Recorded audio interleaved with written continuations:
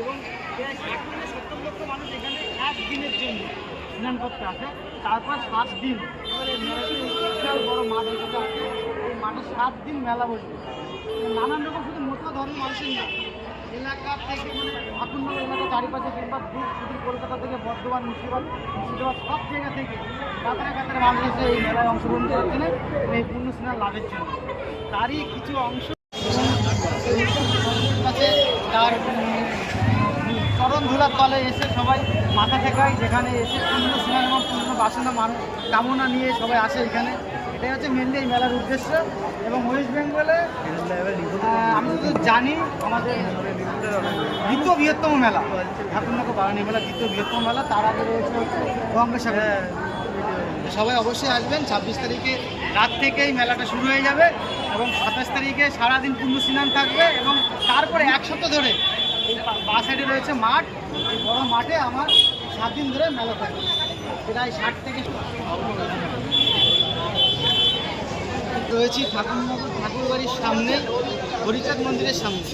তো বন্ধুরা, আসার পর দাদার সঙ্গে দেখা হয়ে গেলো, দাদাও ভিডিও বানাই, আমি ভিডিও বানাই, সেই সাথে দেখা এবং পরিচয় খুবই ভালো লাগলো। আর এখানে মেলা হচ্ছে 26 তারিখ, মেলা অলরেডি শুরু হয়ে গেছে। 26 তারিখ থেকে স্নান শুরু হবে রাত থেকে এবং 27 তারিখ সারাদিন স্নানটা থাকবে।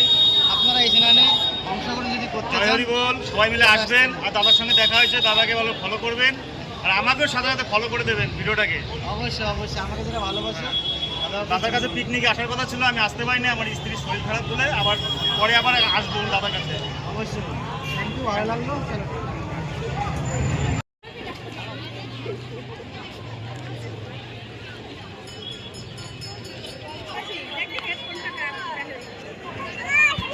আজকে এখানে সব ফাঁকা।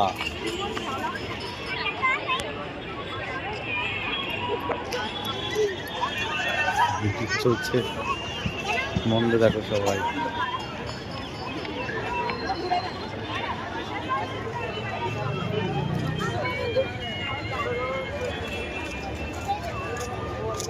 সব ফটোশুট।